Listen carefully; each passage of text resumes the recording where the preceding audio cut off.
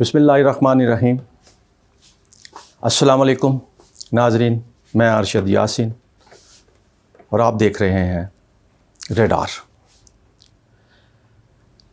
ناظرین، جس طرح میں اپنے پچھلے ویلاگ میں بھی آپ سے میں نے ذکر کیا تھا کہ اگلے میں اپنے پروگرام میں آپ کے ساتھ بات کروں گا NRO کے حوالے سے بھی اور ساتھ ساتھ IMF کی ڈیل جو خطرے میں ہے اس کے حوالے سے بھی، لیکن اس دوران سوشل میڈیا پہ اور پاکستان کے الیکٹرانک میڈیا پہ، خصوصی طور پہ انٹرنیشنل میڈیا پہ بھی اس کی جو ہے وہ لوگوں نے ترجمانی کی ہے، لیکن وہ باتیں میں آپ کے سامنے رکھوں گا جو کسی نے نہیں کی، اور میرا ریڈار وہ کیا کہتے ہیں اندر کی خبر جو لایا ہے اس پہ میں بات کروں گا۔ آج ہم بات کریں گے NRO ڈیل سے IMF ڈیل تک، اور اس سارے ڈیل کے جو دونوں معاملات ہیں اس کے ساتھ ساتھ ایک بہت اہم بات ہم نے گزشتہ ویلاگ میں کی تھی کہ مولانا فضل الرحمان نے اسرائیل کے وظیفہ خور ہونے کا طعنہ دیا ہے۔ کس پہ دیا ہے وہ میں نے آپ کے گوش گزار میں نے کیا تھا بات، کیونکہ اسرائیل پہ آ گئی تھی، اس لیے میں آج ایک اور انکشاف کرنے جا رہا ہوں کہ اسرائیل کا طیارہ دوحہ قطر عین اس وقت کیوں اترا جس وقت شہباز شریف کا وہاں پر طیارہ کھڑا تھا۔ ناظرین، توجہ طلب معاملہ ہے کہ جب شہباز شریف دوحہ قطر پہنچے، ایئرپورٹ پر ان کا طیارہ اترا، تو ساتھ ہی ایک اور طیارہ اسرائیل کا بھی وہاں آ کر کھڑا ہوا آمنے سامنے، اور 9 گھنٹے تک وہاں ان دونوں طیاروں کے مسافروں کے درمیان کیا بات ہوئی، اسرائیل کے طیارے میں کون سوار تھا، کیا اس کو مینڈیٹ کیا ملا ہوا تھا، اور شہباز شریف سے باتیں ہوئیں کیا جو اب تک میڈیا سے چھپائی جا رہی ہیں۔ اس کے باوجود پاکستان تحریک انصاف کی اہم رہنما اور سابق وفاقی وزیر شیریں مزاری نے یہ مطالبہ کر دیا ہے، وزارت خارجہ سے یہ مطالبہ کر دیا ہے کہ آپ ان دونوں طیاروں کا ایک وقت میں اترنا اور 9 گھنٹے تک گفتگو کے معاملے پہ وضاحت فرما دیں۔ اور ابھی تک حکومت کی طرف سے وزیر خارجہ بلاول بھٹو زرداری، جس کو بعض لوگ بلا وجہ بھٹو کہتے ہیں لیکن ہم نہیں کہتے، وزیر خارجہ ہیں ہمارے، ان کی طرف سے ابھی تک اس کی نہ تردید نہ ہی اس کی کوئی وضاحت آئی ہے۔ ناظرین، ہم اس پہ اور بھی بات کریں گے، اور بھی اہم معاملات ہیں جو ہم آپ کے سامنے رکھیں گے، اور ان کے جو ہے قانونی طور پر اسرائیل کے ساتھ پاکستان کے سرکاری لوگوں کا ملنا کس حد تک آئینی اور غیر آئینی ہے، اور ان سارے معاملات میں، اور جس کا ہم ذکر کر رہے ہیں IMF کی ڈیل کے حوالے سے عمران جو موقف رکھتے ہیں، کیا پنجاب حکومت کے وزیر اعلیٰ پرویز الہی بھی ان کا ساتھ دیں گے یا نہیں، اس پہ بات کرتے ہیں۔ ناظرین، NRO 2 کا معاملہ یقیناً پرانا ہے، اور اس پہ بہت سارے معاملات جو ہیں جب سے عمران خان کی حکومت آئی ہے، طریقے سے معاملات کو سامنے ہم نے دیکھا، اور جب بھی عمران خان کی حکومت نے کوئی اہم قانون سازی کرنے کی کوشش کی تو NRO کی بات آئی، اور 14 جماعتوں کے جو اس وقت اپوزیشن رہنما تھے انہوں نے یہ کہہ کر بائیکاٹ کر دیا یا ان کے ساتھ مذاکرات سے انکار کر دیا، ان کا ساتھ دینے سے انکار کر دیا کہ آپ ہماری شرائط پر پہلے پورا اتریں پھر ہم آپ کا ساتھ دیں گے۔ ایک وقت آیا جب پاکستان کے اندر پاکستان کو بلیک لسٹ کرنے جا رہے تھے، اور یہ بلیک لسٹ کا معاملہ بھی جو ہے نواز شریف حکومت کے دور سے ہمیں ملا ہوا ہے۔ اور اس کے معاملے میں عمران خان کی پوری کوشش ہی کسی طرح پاکستان بلیک لسٹ میں نہ آئے اور نکل جائے، اور اس کے لیے FTF یہ مسلسل پاکستان پر دباؤ ڈال رہا تھا، کیونکہ FATF کے اب بھی شاید چیئرمین جو ہیں وہ بھارت نواز ہی ہیں، بھارتی شہری، اور وہ بار بار ہم پر دباؤ ڈال رہے تھے کہ آپ منی لانڈرنگ کے حوالے سے قانون سازی کریں، آپ نیب کی ترامیم کے حوالے سے سخت قانون بنائیں، آپ یہ کریں۔ اب بہت ساری چیزیں ایسی تھیں ترامیم۔ عمران خان اور اس وقت کی حکومت نے ان لوگوں سے بیٹھ کر کے بات کی کہ پاکستان کے مفاد میں یہ معاملہ ہے، آپ لوگ ہمارے ساتھ بیٹھیں اور ہمارے ساتھ بیٹھ کے اس معاملے کو آگے لے کر جائیں تاکہ پاکستان بلیک لسٹ ہونے سے بچ جائے۔ لیکن اس وقت بھی NRO کا معاملہ بیچ میں آیا، کہا گیا کہ جناب نیب کے قانون جو ہیں وہ ہماری مرضی کے مطابق، جو نیب ترامیم اب ہوئی ہیں ان کے حکومت میں آنے کے بعد ہر بندے کو ریلیف مل گیا، ہر بندے کو NRO مل گیا۔ اس وقت یہ کروانا چاہ رہے تھے، عمران خان نہیں مانا۔ پھر انہوں نے کہا جی اگر آپ ہماری بات یہ نہیں مانتے، NRO نہیں دیتے ہمارے رہنماؤں کو، آصف زرداری، نواز شریف، مریم، یہ وہ سارے، تو پھر ہم آپ کے ساتھ نہیں ہیں، ہم قانون سازی میں آپ کے ساتھ نہیں بیٹھیں گے، آپ کا ساتھ نہیں دیں گے۔ پھر وہ ویسا ہی ہوا، قومی اسمبلی میں بھی بل پیش ہوا، انہوں نے بائیکاٹ کر دیا، ساتھ ہی نہیں دیا۔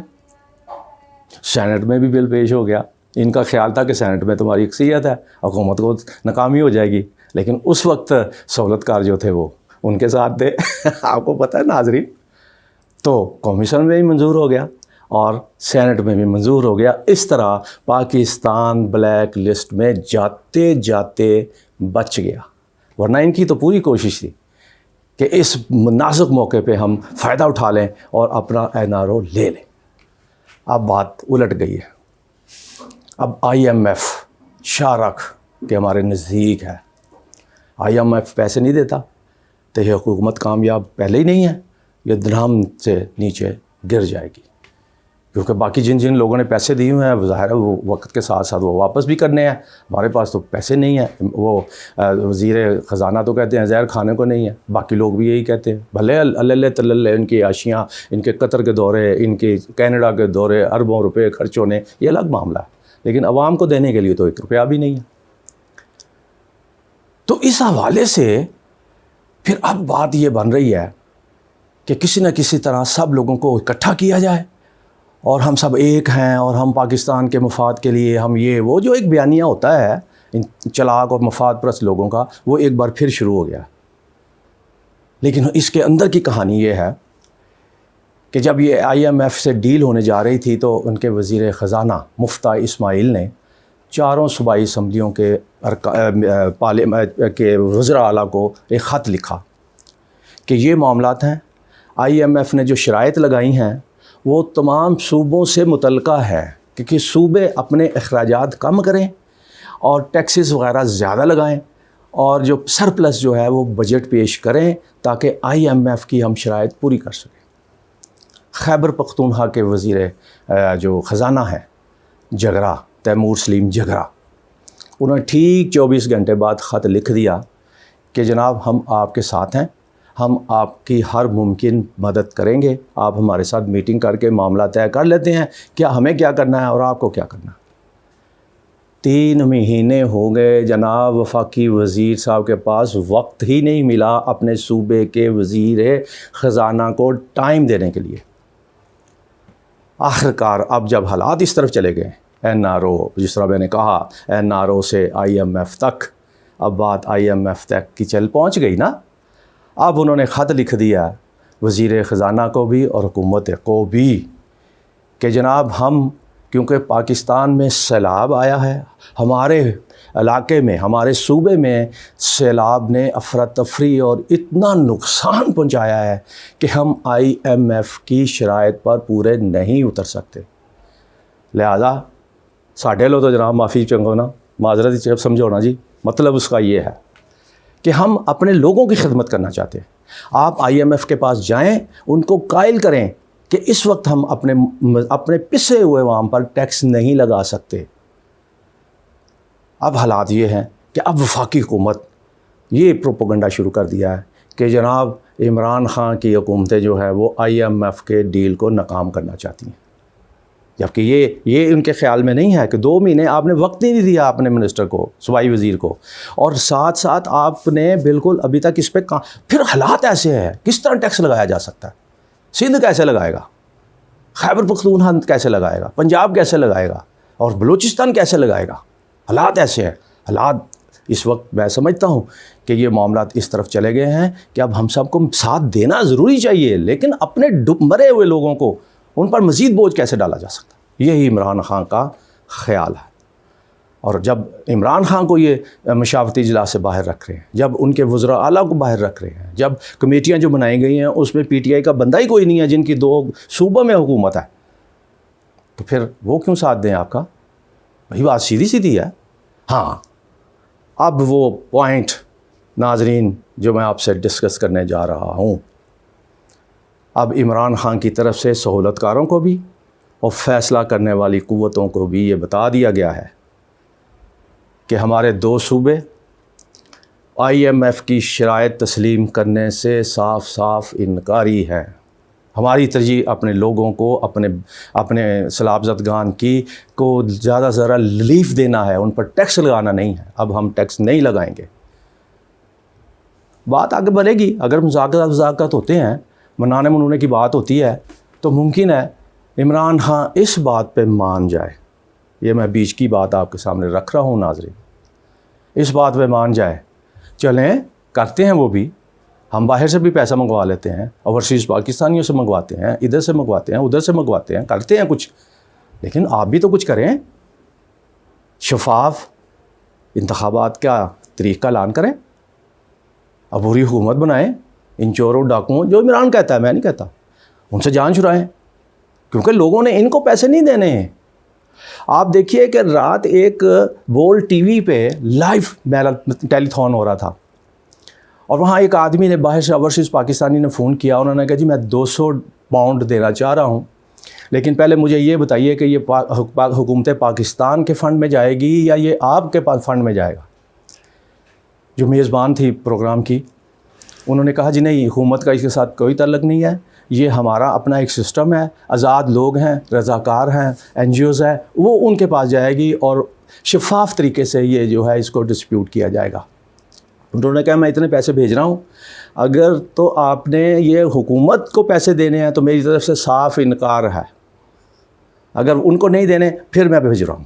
انہوں نے کہا جی نہیں، آپ مطمئن ہو جائیں، یہ حکومت کا اس کے ساتھ کوئی لینا دینا نہیں ہے. یہ ہے ساکھ ناظرین، یہ ہے ساکھ.